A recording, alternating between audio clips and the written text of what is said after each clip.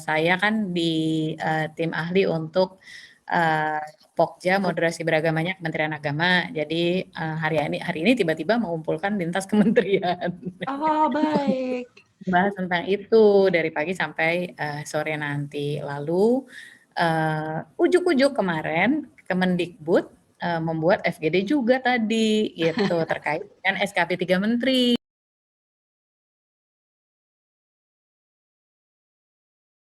Sebetulnya kalau Kementerian Agama menelurkan program moderasi beragama itu kan dari tahun 2018 ya Mbak, mulai digarap.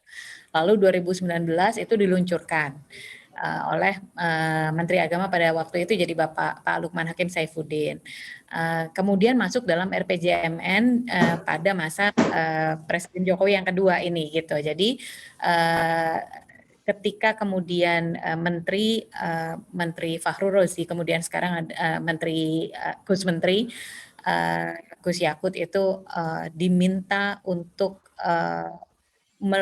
menahkodai Kementerian Agama, itu rupanya pesan dari Bapak Presiden adalah tentang moderasi beragama ini supaya diakselerasi begitu.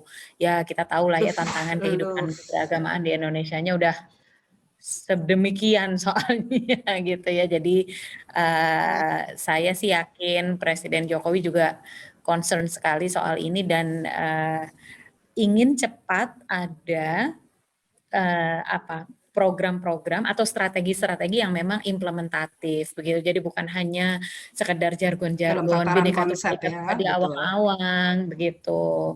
Tapi memang betul-betul mendorong ada transformasi di tingkat kita sebagai bangsa sehingga kehidupan keberagamaan dalam keberagaman di Indonesia itu bisa tetap menjadi watak bangsa Indonesia begitu.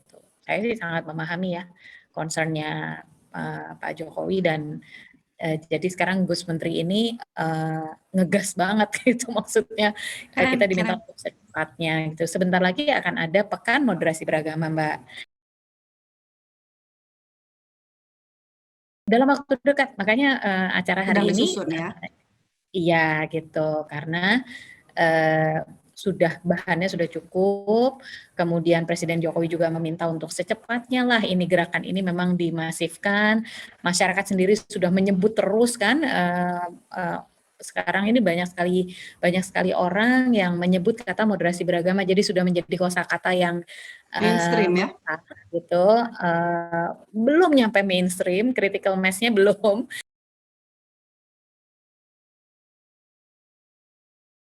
Kita ingin secepatnya memang betul-betul mewarnai gitu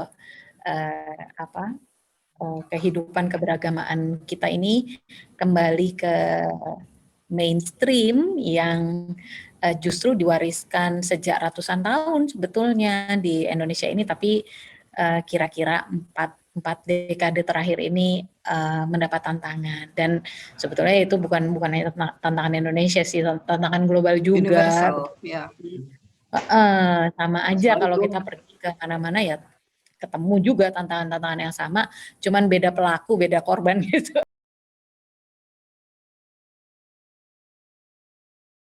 Itu tuh satu-satunya anak yang sudah menikah dan suami saya ditinggalkan di Jogja, saya menemani saya di istana karena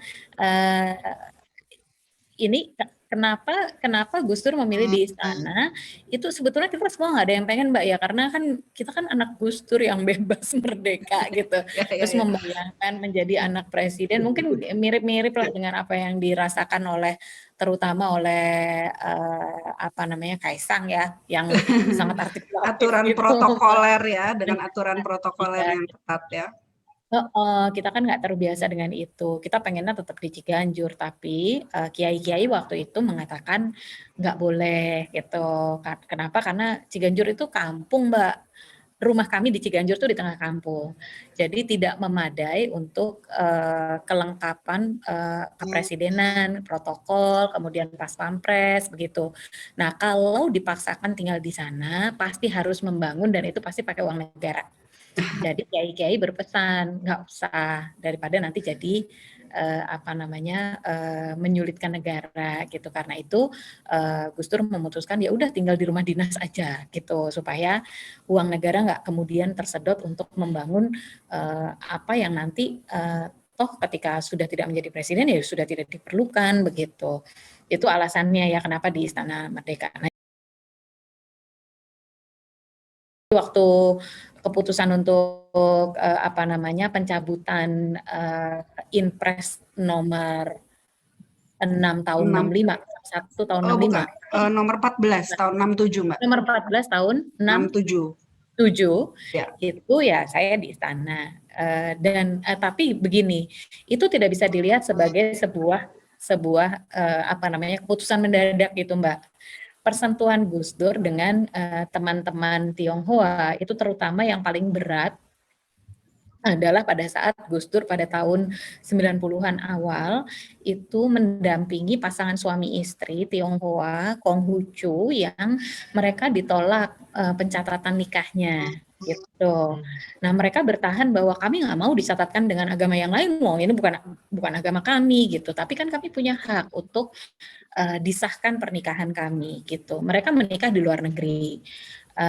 Namanya Pak Budi dan Bulani dari Surabaya. Gus Dur sebetulnya nggak kenal dengan kedua orang ini. Gus Dur nggak kenal, tapi ketika beliau dimintain tolong untuk menjadi saksi ahli gitu di pengadilan, Gus Dur kemudian maju gitu. Nah, beliau memperjuangkan agar hak-hak sipil, hak-hak konstitusional dari Pak Budi dan Ibu Lani ini dipenuhi oleh negara, dicatatkan pernikahannya secara sah begitu. Jadi itu jadi apa namanya jurisprudensi ya kalau kayak gitu tuh jadinya begitu. Nah dari situ kemudian Gus Dur jadi apa terekspos sekali dengan kehidupan Komunitas. kaum Tionghoa gitu ya waktu itu gitu yang tidak boleh menggunakan identitas kulturalnya, tidak boleh menggunakan bahasanya, tidak boleh pokoknya bahkan waktu itu kan ruang yang tersedia untuk kaum Tionghoa itu hanya di sektor ekonomi sama jadi Olahraga. akademisi, jadi dosen. Olahraga Selain itu juga. nggak ada. Olahraga itu kalau berprestasi Pasti gitu. ya betul. Selain itu juga tidak punya banyak kesempatan gitu. Jadi Ya. itulah yang kemudian ketika semakin hari ketika Gus Dur semakin kuat perjuangan tentang hak asasi manusia dan demokrasi, itu salah satu yang menjadi apa nama signature theme-nya beliau salah satunya adalah itu begitu. Jadi ketika beliau menjadi presiden itu menjadi salah satu yang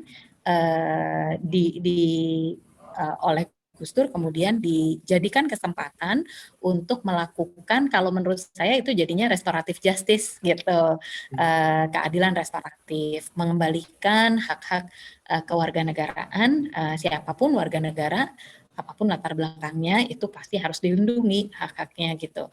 Itu latar belakangnya. Jadi panjang ceritanya begitu.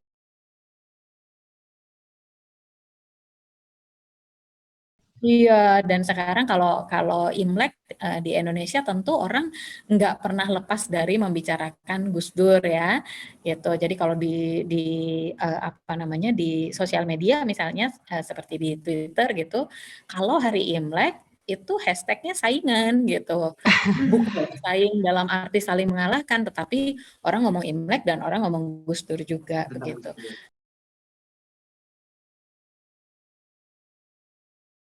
Saya sih mau mengingatkan bahwa Gus Dur itu bukan pembela kaum Tionghoa. Gus Dur itu ingin menegakkan keadilan. Jadi kepada siapapun yang dilemahkan ya Gus Dur begitu gitu. Jadi belakangan setelah Gus Dur wafat saya baru tahu waktu saya berkunjung ke Sunda Wiwitan ketemu dengan Pangeran Jati, Pangeran Jati Kusuma, beliau menyampaikan bahwa ternyata pada saat Gus Dur mendampingi Pak Budi dan Bulani itu Mbak, Gus Dur juga sedang mendampingi putra-putri Pangeran Jati yang tidak juga mendapatkan pengesahan pernikahan karena mereka adalah Sunda Wiwitan gitu.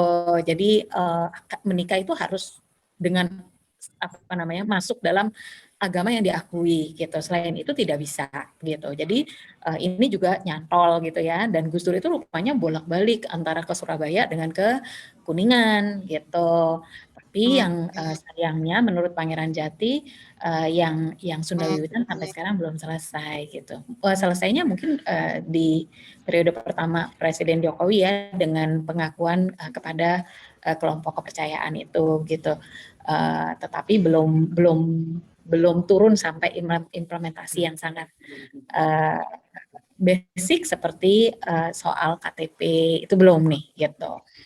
Nah, jadi gitu bukan hanya melihat terhadap Konghucu dan justru itu bukan Tionghoa, hanya ya. soal Konghucu dan Tionghoa, tapi soal keadilan.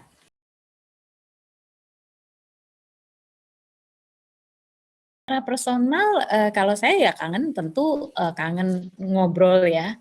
Karena Gus Dur tuh kan nggak pernah menasehati ya Mbak, nggak pernah berceramah gitu, nggak pernah mengatur kita juga gitu kan. Jadi yang paling enak tuh ya memang dengan Gus Dur itu melempar satu isu terus kita ngomongin. Misalnya waktu itu masih di rumah sakit nih, kira-kira 3 minggu sebelum beliau wafat, itu beliau bilang begini, ini pokoknya Bapak mau keluar dari rumah sakit ketemu Pak SBY gitu. Kita harus memastikan bahwa nggak ada lagi impeachment, nggak ada lagi presiden yang berhenti di tengah jalan, itu harus sampai selesai gitu. Udah Bapak tuh yang terakhir gitu. Itu Oh, waktu itu I beliau sampaikan gitu see. ya Itu waktu salah itu. satu pesan terakhir ya. Iya gitu. Nah hal kayak gitu tuh ngobrol kalau sama Gus Dur tuh gitu. Kita bisa protes, bisa mempertanyakan keputusan beliau itu bisa gitu. Nah itu yang paling saya rindukan, tapi juga di situ yang paling saya rindukan apanya sih bukan sekedar ngobrolnya tapi clarity-nya itu loh. Gus Dur itu kan prinsipal centered banget ya. Orang yang mengatur kehidupannya dan bagaimana merespons segala sesuatu tuh dari prinsip gitu. Jadi clarity itu yang saya kadang-kadang apalagi kalau lagi ada masalah-masalah begini nih, itu jadi aduh kalau ada beliau bisa jelas gitu ya prinsip apa yang harus dipakai gitu.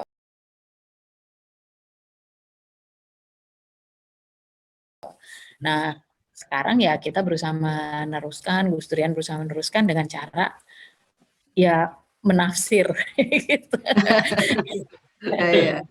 Menjadi menafsirkan saja dari kira-kira cara pandang Gus Dur seperti apa, prinsip Gus Dur apa yang akan digunakan Gus Dur dalam respons situasi ini gitu.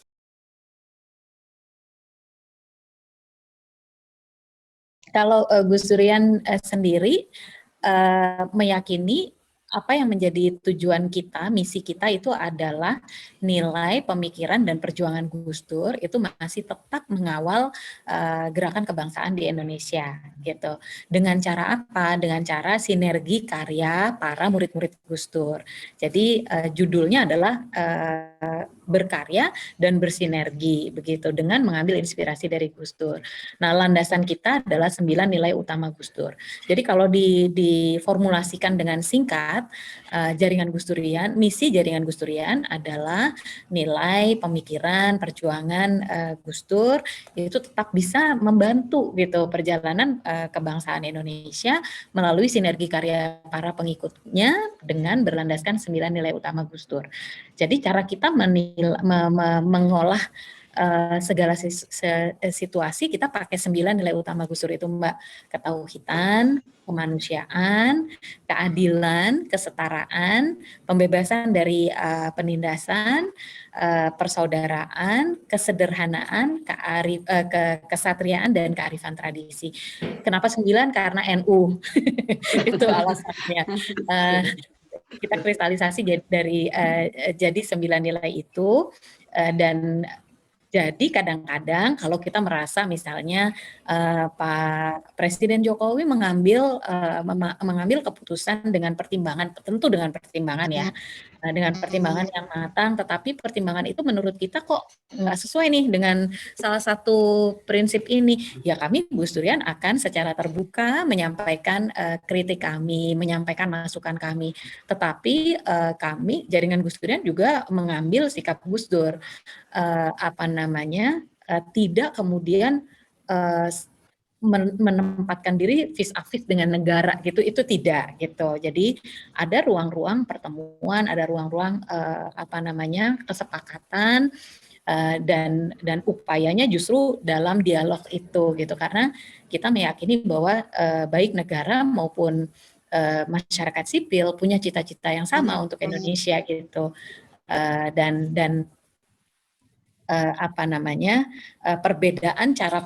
perbedaan sudut pandang itu justru akan memperkaya dan saling melengkapi.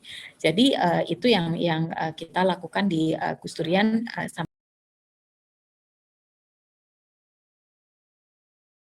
sampai saat ini, dan alhamdulillah sejak kita mulai di tahun 2011, sekarang ini jaringan Gus Durian sudah ada di 140 kota, Mbak, bahkan ada di 6 negara ya. Di luar tuh murid-murid Gus Dur yang ada di misalnya di di Saudi Arabia, kemudian di Inggris, di Belanda, di Malaysia, di Thailand, itu mereka tetap berkumpul bersama dan bekerja gitu. Nah, akhirnya jaringan Gus Durian, karena sikap Gus Dur yang terbuka itu adalah inspirasi bagi kami, akhirnya jaringan Gus Durian di berbagai tempat itu memang jadi rumah bersama begitu. Jadi semua orang dari berbagai latar belakang itu bisa ngumpul di jaringan Gus Durian.